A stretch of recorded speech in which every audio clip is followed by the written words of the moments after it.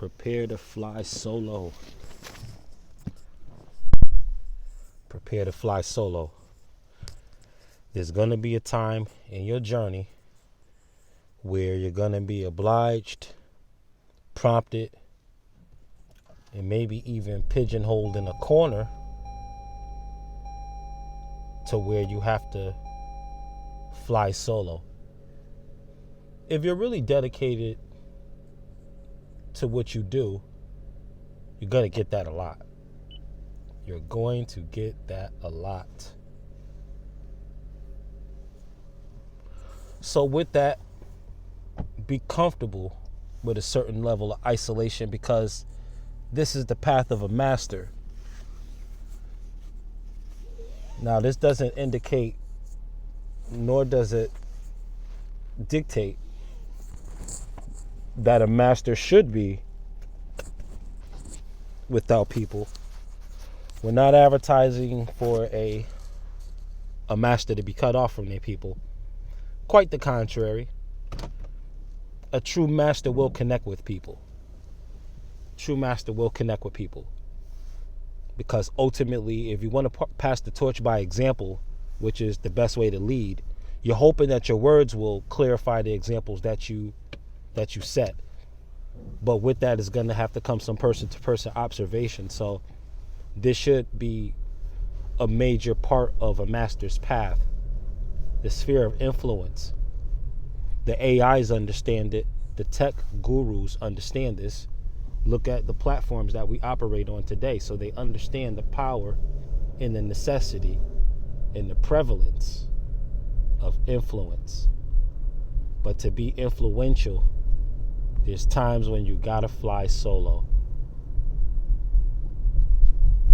There are times when you have to fly solo. Because you're gonna have a dream, and it's gonna be so clear to you when you relay it. If you relay it to anyone else, you're gonna find that even if they're in support of your dream, they're not gonna have the same kind of enthusiasm for your dream, even if they want to, but because it's not what God gave them. And quite often, this will clash with them saying things like they have an idea of what God is going to make you. They have an idea. So they might have their own blueprint and skin to put on you. They'll have their own character.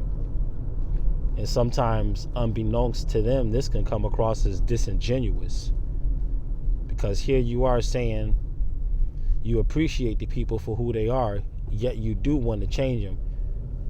While you appreciate them for what they are, you really are putting a certain stake in your foresight of them, what you think they're going to become. And if you're not careful, you can mistakenly put too much stake in what the person is not. And you think you're being noble because you're putting more focus on what you would envision as a bright future for that person. But because it's not their future for themselves, you are actually participating in existential infringement. Existential infringement. Leave options open. What do you see that they could do with their talent is not the same thing as trying to push them in a role that you have for them. That's where the line between brainstorming, bouncing ideas off of each other, and participating in existential infringement is crossed. That's where the line is crossed.